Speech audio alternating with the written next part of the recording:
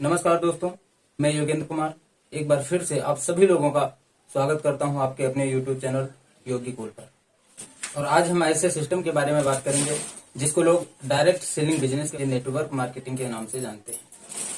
Network marketing की image बहुत अच्छी तो नहीं है और उसका कारण है कुछ कंपनियां और कुछ ऐसे लोग जिन्होंने अपने लालच के कारण लोगों को इस बिजनेस के नाम से ठगा है।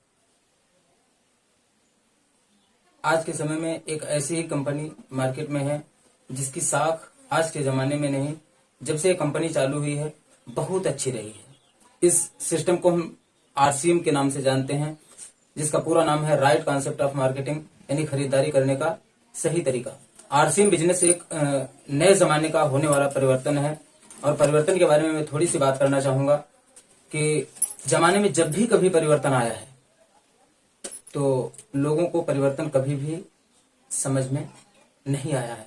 और किसी व्यक्ति ने कहा है, समय और समझ एक साथ 1 से 2% लोगों को ही आती है, और जिन लोगों को समय और समझ एक साथ आती है वो दुनिया के बहुत सक्सेसफुल इंसान बनते हैं।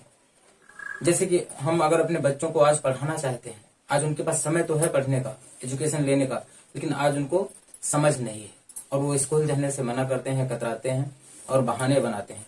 लेकिन जब समय निकल जाता है तो उनको समझ आती है कि काश मैंने उस समय मम्मी पापा की बात मान ली होती और अच्छे से अगर पढ़ाई कर ली होती तो आज जीवन कुछ अलग होता, हमारे लिए चैलेंजेस कुछ अलग होते।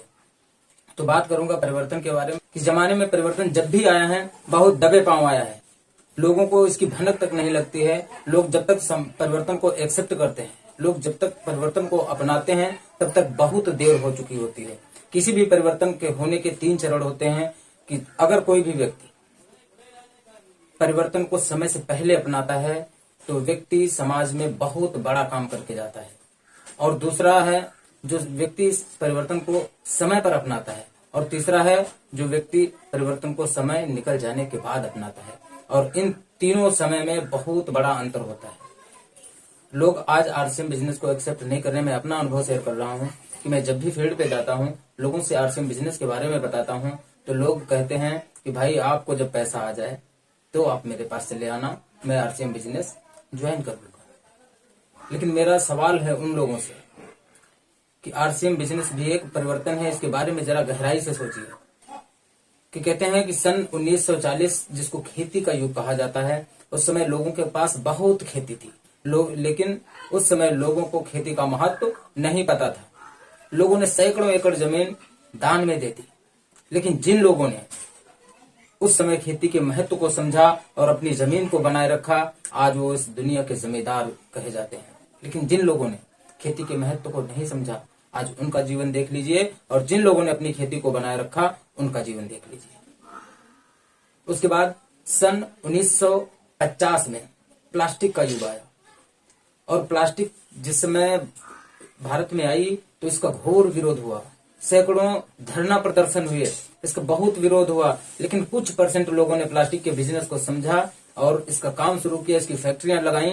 आज आप देख लीजिए कि दुनिया में प्लास्टिक ही प्लास्टिक है, पूरी दुनिया में प्लास्टिक ही प्लास्टिक है, क्योंकि परिवर्तन कभी नहीं रुकता सर।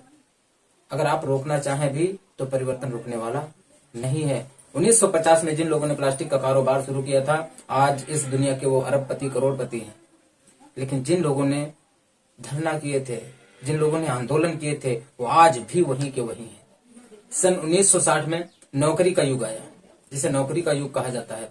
1960 में जब नौकरी आई, सरकार घर घर गई और घर घर जाकर लोगों को बताया कि आप अपने बच्चों को नौकरी ज्वाइन करवाइए। लेकिन उस समय लोगों को नौकरी का महत्व नहीं पता था, लोगों ने नौकरी को इनकार किया, लोगों ने नौकरी को ज्वाइन नहीं किया। लेकिन कुछ % लोगों ने उस समय नौकरी को ज्वाइन किया, उसके महत्व को समझा, और आज आप जाकर देख लीजिए जिन लोगों ने 1960 में नौकरी को ज्वाइन किया था उनका जीवन देख लीजिए, और जिन लोगों ने 1960 में नौकरी को ठुकराया था उनका जीवन देख लीजिए।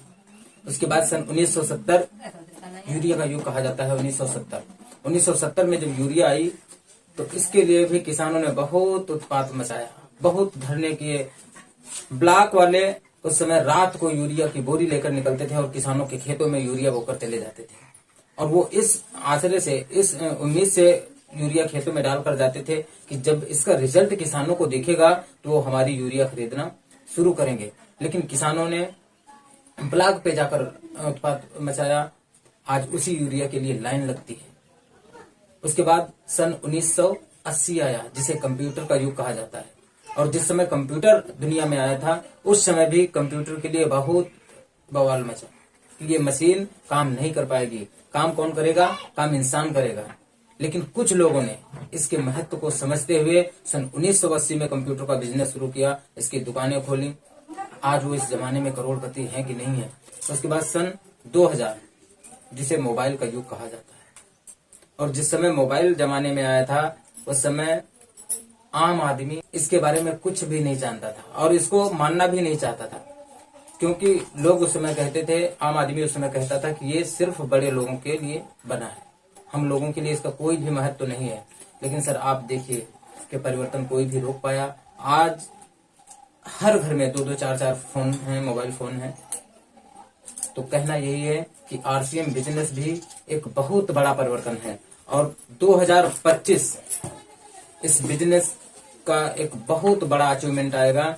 2020 जो ये 2021 चल रहा है, ये आरसीएम बिजनेस का युग है, डायरेक्ट सेलिंग नेटवर्क मार्केटिंग का युग है।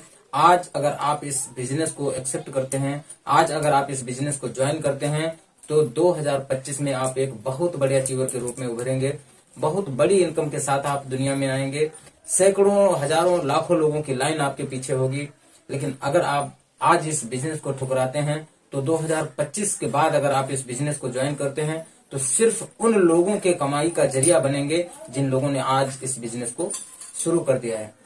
ये वीडियो लास्ट तक देखने के लिए बहुत बहुत धन्यवाद। और एक बार फिर आप लोगों से कहना चाहूंगा कि अगर आपको ये वीडियो अच्छा लगा हो तो इस वीडियो को इतना शेयर कीजिए कि ये वीडियो हर व्यक्ति के जीवन में जाना चाहिए, हर व्यक्ति के मोबाइल फोन में जाना चाहिए। और इस वीडियो को लाइक करें, शेयर करें, सब्सक्राइब करने के साथ साथ बेल आइकन को दबाना बिल्कुल ना भूलें, ताकि मेरा जो भी वीडियो यूट्यूब पे अपलोड हो आपको सबसे पहले मिले। बहुत बहुत धन्यवाद।